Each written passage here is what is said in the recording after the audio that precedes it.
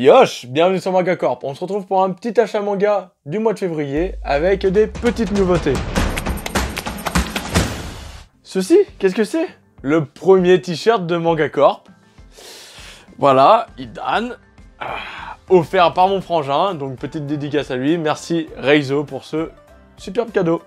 Alors je commence tout d'abord avec un tout nouveau manga donc, qui vient de sortir des éditions Akata qui s'appelle Adieu mon utérus. Comme vous le savez, hein, même si je me travestis, je ne suis pas une fille. Mais j'ai trouvé ça ultra intéressant parce que ça parle d'une histoire vraie d'une autrice qui a lutté contre son cancer de l'utérus. J'ai pas encore lu le manga, faut que je m'y attelle très rapidement. En revanche, c'est là qu'on voit qu'on peut parler de tout dans le manga. Que c'est plus qu'une simple BD, c'est aussi quelque chose qui permet de transmettre des informations et des histoires vraies. Et là, en plus, il y avait 5% qui étaient reversés donc, à l'association Rose Up. Donc, c'est ultra intéressant de s'intéresser à ce petit one-shot des éditions Akata. Donc, n'hésitez pas à l'acheter si ça vous intéresse. D'en apprendre un peu plus, surtout pour vous les filles, au niveau de ce cancer qui peut être guéri. Et je remercie énormément Akata de faire ce don à cette association grâce à l'achat de ce manga. On continue avec les éditions Kurokawa et le tome 14 de One Punch Man. J'ai adoré ce tome là, donc bon, niveau dessin, Yusuke Murata, il n'a pas changé, hein, c'est toujours aussi spectaculaire. Mais on a enfin terminé le tournoi d'arts martiaux, donc ça c'était cool parce que, bon, il était sympa. Mais ça s'éternisait un peu entre les combats avec les monstres et ce tournoi un peu bidon. J'attendais vraiment la fin et justement le combat final avec le challenger qui était assez sympa, qui se battait avec ses pieds et tout, qu'on voit se battre avec ses mains vers la fin. Je vous en dis pas plus, mais c'était sympa. Et la couverture en claque, parce qu'on met des personnages secondaires en avant, et j'aime bien, parce qu'ils sont assez charismatiques, même s'ils le sont beaucoup moins dans le manga après. Mais c'était cool. On continue avec les éditions Kurokawa et le tome 11 de Shonen 7. Donc comme je vous avais dit pour le tome 10 dans un autre achat manga, je commençais à retrouver un peu plus l'écriture de Toru Fujisawa qui me plaisait énormément avant avec les Young GTO ou les GTO en tant que combat pour les Young GTO et l'humour un peu dans les GTO. Et là dans celui-là, il y a vraiment tout ça. Il y a du combat qui est assez stylé avec des arts martiaux qu'on voit très peu dans les mangas comme la capoeira. Et on a justement un côté très humoristique à cause du fait qu'ils sont tous amoureux de la même meuf. Et il y a un petit concours de pêche dedans et ça va aller en crescendo au niveau des blagues qui sont totalement stupides, mais qui marchent très bien et qui rappellent vraiment le côté Young GTO qu'il y avait avant et qui a été totalement perdu dans GTO Lost Paradise où c'est parti beaucoup trop loin et c'est un peu absurde. Alors que là, je l'ai retrouvé et ce tome 11, du coup, je l'ai vachement apprécié, c'était vraiment cool. Puis le dessin est vachement sympa.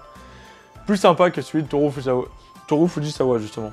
On continue avec les éditions Pika et leur petite sortie qui est très très intéressante, qu'on vous a fait une petite vidéo qui s'affichera ici. Donc, Aku, le chasseur maudit, qui parle d'un homme de la préhistoire. Et en fait, ça avance très vite. Bon, c'est qu'en 5 tomes, donc c'est normal que ça avance aussi vite. Mais là, on nous donne un manga qui est assez épais quand même, on a pas mal de lectures. L'histoire est très sympa, on a des petites pages couleurs au début qui nous mettent directement dans le délire. Et j'ai vraiment aimé parce que ça nous change de tout ce qu'on a pu connaître au niveau des mangas. Des mangas sur la préhistoire, j'en connais pas tant que ça. Je pense même que c'est certainement le seul. Je dis peut-être des bêtises, donc si vous en connaissez d'autres, n'hésitez pas à me les mettre dans les commentaires, parce que j'aimerais vraiment... un peu m'y intéresser parce que j'adore cette période de l'histoire. Et là, les dessins en plus sont ultra beaux, très souples, très fins. Et j'ai adoré ce premier tome. Et il y a des retournements de situation, on s'y attend pas forcément. Et en plus, voilà, c'est des hommes de Cro-Magnon, ils n'ont pas forcément des pouvoirs ou quoi que ce soit, c'est resté soft et il y a des morts. Et ça, c'est cool, on n'est pas avec un héros qui est ultra puissant et tout. Je suis à l'inverse de Taku, moi j'aime bien les héros qui sont soft et qui en chient et qui doivent traverser tout un périple pour devenir quelqu'un de meilleur en fait, ou de plus fort. Donc, Aku, je vous le recommande. Après on continue avec les éditions Soleil Manga qui m'intriguent un peu parce que je connaissais les éditions Soleil Manga qui faisaient des mangas, un peu gnangnan on va dire, pas mon style en tout cas. Et là, ils sont en train de faire l'édition Deluxe, enfin, ou édition double aussi, de Battle Royale. Et ça, c'est plutôt cool parce que j'adore ce manga, j'ai adoré les films aussi, enfin, surtout le 1. Et le dessin, il est old school, mais très beau. On a un petit marque-page dedans qui est livré en plus, donc c'est stylé. Le fait que ça soit en double tome, ça va aller plus vite pour faire la série, même si je suis pas très fan des doubles tomes. Bref, ça permet de faire enfin la série de Battle Royale parce que en simple volume, c'est très dur de la trouver vu qu'elle commence à devenir très rare.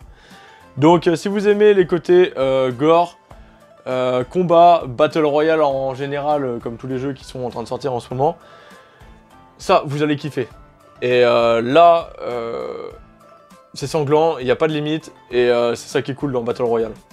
Donc je vous le conseille aussi. Bien sûr, pour un public averti. Hein. On continue avec les éditions Glénat, avec le manga donc, de Yamcha, enfin comment je me suis réincarné en Yamcha. J'ai beaucoup aimé l'histoire, par contre c'est un peu une grosse arnaque en termes de taille. On paye le manga 6,50 € et on n'a même pas la moitié d'un manga quasiment. Et je trouve ça dommage qu'il se soit pas plus impliqué dans le manga, je trouve. Enfin, c'est le fan ou je sais plus trop ce que c'est qui a fait donc ce manga. Mais quand on enlève la couverture par exemple, on peut s'apercevoir qu'on a les moments de Yamcha qui se bat contre Piccolo Daimao. On a aussi de l'autre côté de la jaquette un petit combat avec Barta, donc le moment où ils se battent contre le commando Genius. Donc je trouvais tout ça très sympa de voir ça. Et j'aurais aimé qu'il le développe en fait beaucoup plus dans le manga pour nous donner un manga justement un peu plus épais, voir justement tous ces combats là. Et en fait on a le droit juste d'avoir ces moments là pendant les chapitres entre les deux. Je trouve ça dommage, ils auraient pu beaucoup plus exploiter ces moments où Yamcha pouvait encore tenir tête à ses ennemis. Et à partir de celle, commencer à arrêter parce que ça devenait un peu limite qu'il soit plus fort. Mais voilà, ils auraient pu aller beaucoup plus loin et ça, c'est vraiment dommage. On continue avec The Promised Neverland des éditions Kazé qui est vraiment trop cool, c'est le tome 6.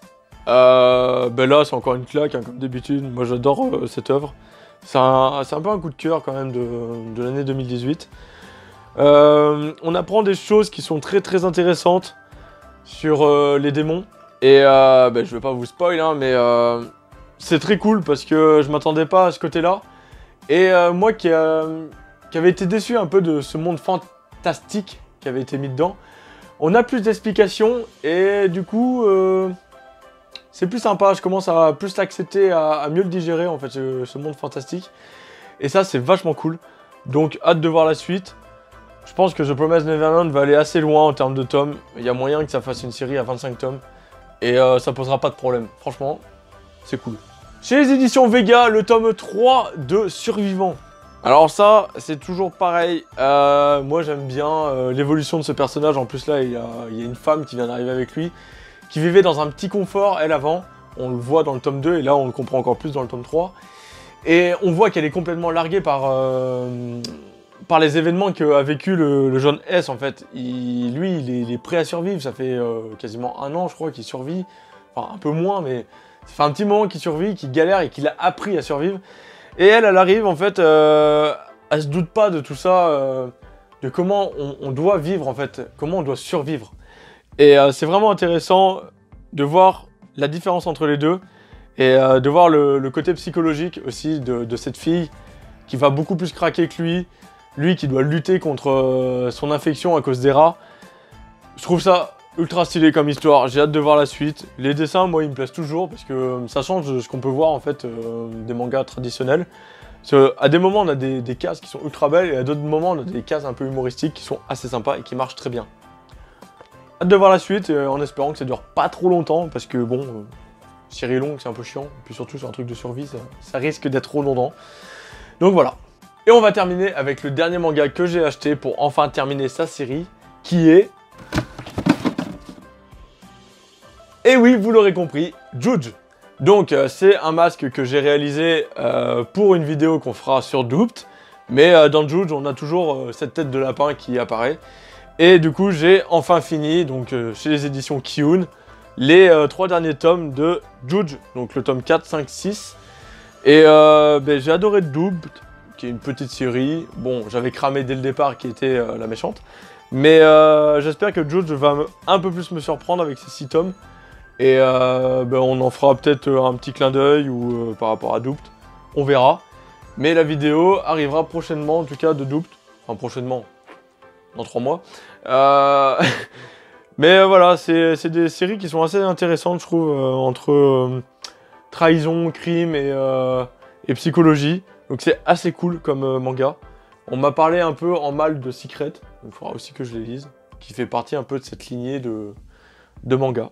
Voilà, c'était tout pour ce petit achat manga du mois de février. J'espère que ça vous aura donné envie d'en acheter quelques-uns pour échanger avec moi dans les commentaires, pour me donner votre avis. On se retrouve bientôt sur Manga Corp pour une nouvelle vidéo. Yosh!